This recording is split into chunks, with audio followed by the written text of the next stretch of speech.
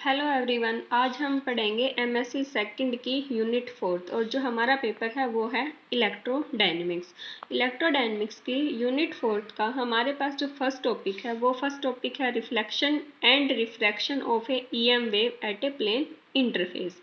जैसे कि हमें सबसे पहले पता है रिफ्लेक्शन के बारे में एंड रिफ्रैक्शन के बारे में। जो रिफ्लेक्शन है, रिफ्लेक्शन का हम एग्जाम्पल हमारे नॉर्मल डेली लाइफ में देखते हैं वो है मिरर इमेज। और रिफ्रैक्शन का जो एग्जाम्पल है वो हम देखते हैं जैसे पेन है या पेंसिल है, उसको हम पानी में डुबोते हैं तो वो जहाँ पे एयर और वाटर का इंटरफेस है वहाँ से हमें बेंड हुए दिखाई देते हैं, वहाँ से वो थोड़ा सा बेंड हो जाते हैं। इसके बाद अब हमारे पास हमें रिफ्लेक्शन और रिफ्रैक्शन की प्रॉपर्टी पढ़नी है। रिफ्लेक्शन और रिफ्रैक्शन को हम दो प्रॉपर्टी में डिवाइड करते हैं। Two types of properties. वो दो टाइप्स की प्रॉपर्टी कौन कौन सी हैं? First one is kinematic property और सेकंड वन इज हमारे पास डायनेमिक्स प्रॉपर्टी। काइनेमेटिक प्रॉपर्टी कौन सी होती है और डायनेमिक प्रॉपर्टी कौन सी होती है, अब हमें ये चीज़ पढ़नी है। काइनेमेटिक्स जो प्रॉपर्टी है वो does not depend on wave nature. मतलब ये जो वेव नेचर है वो उसके does not depend on detailed behaviour of wave nature. जो वेव नेचर है ये उसके डिटेल्ड बिहेवियर के ऊपर डिपेंड नहीं करती। डायनेमिक्स प्रॉपर्टी है वो क्या डिपेंड करती हैं? Completely depends on wave nature. ये कंप्लीटली वेव नेचर के ऊपर भी डिपेंड करती हैं। एंड वी अप्लाई, और हम इनके ऊपर क्या अप्लाई करते हैं? Boundary condition. और हम इनके ऊपर बाउंड्री कंडीशन भी अप्लाई करते हैं। तो इसके बाद हमने पढ़ना है कि हमारी जो काइनेमेटिक प्रॉपर्टी है वो कौन कौन सी हैं। काइनेमेटिक प्रॉपर्टी में हमारे पास जो सबसे फर्स्ट आती है वो ये है कि जो हमारे पास रिफ्लेक्टेड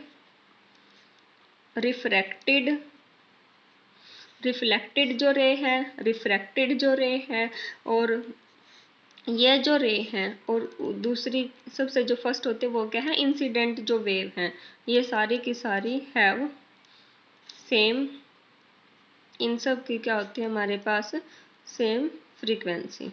इन सब की सेम फ्रीक्वेंसी है। सेकंड जो है हमारे पास काइनेमेट, इसकी जो प्रॉपर्टी है वो सेकंड प्रॉपर्टी क्या है कि भाई incident wave, reflected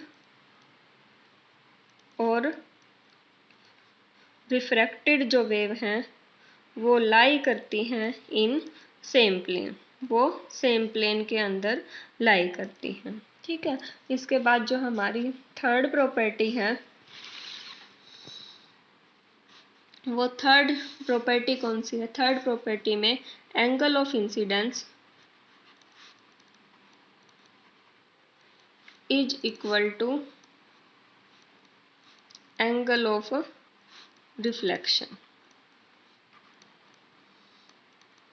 angle of incidence यानी कि जो एंगल आई है वो किसके इक्वल होता है? एंगल आर के। इसके बाद जो फोर्थ प्रॉपर्टी है वो किसको ओबे करती है? स्नेल्स लॉ को। जैसे हम स्नेल्स लॉ को क्या लिखते हैं? साइन आई डिवाइड बाय में sine r equal to n dash divide by में एन।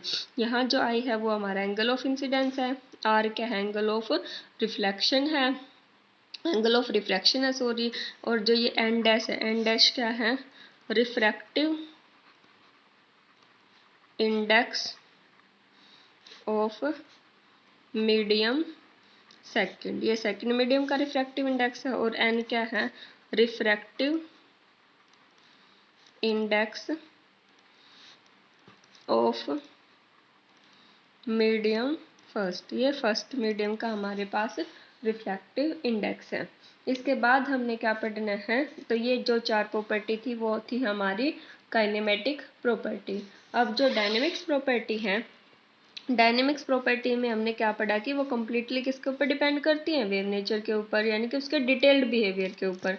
किसके ऊपर डिपेंड करेंगी वो, डिटेल्ड बिहेवियर। अच्छा, और इनके ऊपर भी अप्लाई, बाउंड्री कंडीशन को भी अप्लाई करते हैं। तो इसमें जो सबसे फर्स्ट प्रॉपर्टी है वो क्या है, intensity of reflected and refracted radiation. हम इसमें क्या चीज़ पढ़ते हैं, इंटेंसिटी पढ़ेंगे किसकी, रिफ्लेक्टेड और रिफ्रैक्टेड रेडिएशन की। जो इसकी सेकंड प्रॉपर्टी है वो हम पढ़ते हैं फेज चेंज और पोलराइजेशन, यानी कि फेज एंगल के बारे में एंड पोलराइजेशन के बारे में। अब हमने पढ़ना है कि भाई जो हमारा रिफ्लेक्शन है या रिफ्रैक्शन है वो कोई भी जो प्लेन इंटरफेस है उस प्लेन इंटरफेस के ऊपर होता कैसे है।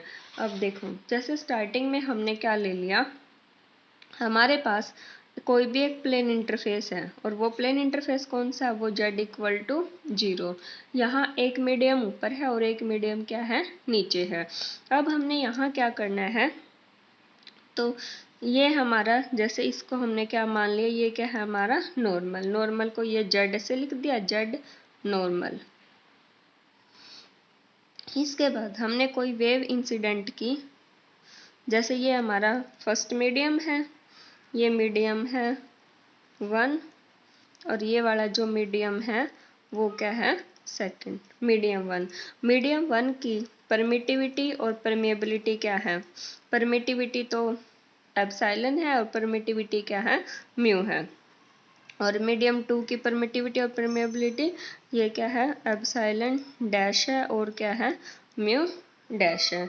यहाँ पे जो ये हमारी फर्स्ट वेव है, ये वेव कौन सी है, इंसिडेंट वेव। इंसिडेंट वेव का वेव वेक्टर क्या है, के। यहाँ जब ये इसके ऊपर गिरेगी तो ये वाला जो एंगल होगा वो क्या होगा, एंगल ऑफ इंसिडेंस। फिर ये वाली क्या हो जाएगी, इस प्लेन इंटरफेस के ऊपर रिफ्लेक्ट हो जाएगी। रिफ्लेक्ट होने के बाद जो वेव होगी उसका वेव वेक्टर हमने क्या मान लिया, के डबल डैश।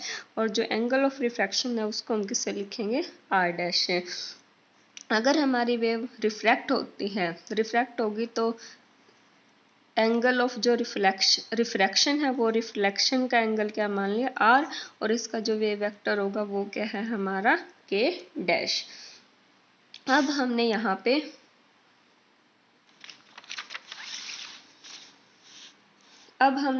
पे जो फील्ड वेक्टर, जो ये हमारे पास 3 वेव हैं, कौन कौन सी हैं, इंसिडेंट है, रिफ्लेक्टेड है और क्या है, रिफ्रैक्टेड है। जो ये 3 वेव हैं, इन तीनों वेव के हमने क्या पढ़ने हैं, फील्ड वेक्टर पढ़ने हैं।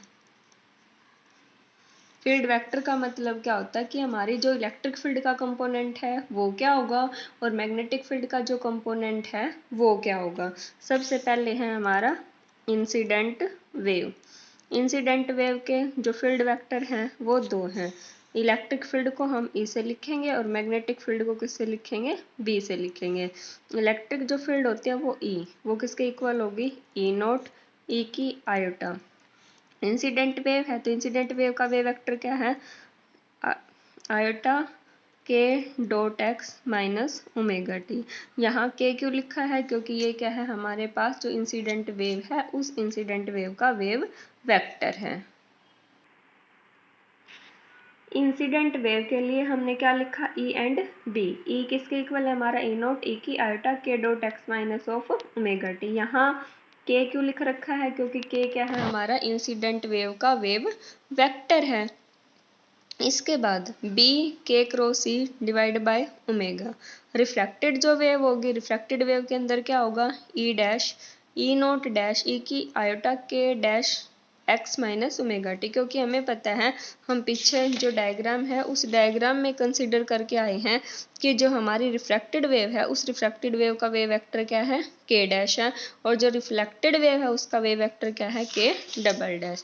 सो यहाँ क्या आएगा, के डैश। रिफ्लेक्टेड के लिए क्या लिखोगे, ई डबल डैश, ई नोट डबल डैश, ई की आयोटा के double dash dot x minus of omega T, और मैग्नेटिक फील्ड बी क्या हो जाएगा हमारे पास बी डैश के double dash cross E double dash और डिवाइड बाय ओमेगा। यहाँ ओमेगा क्यों लिखा, क्योंकि सारी की सारी फ्रीक्वेंसी सेम होती हैं।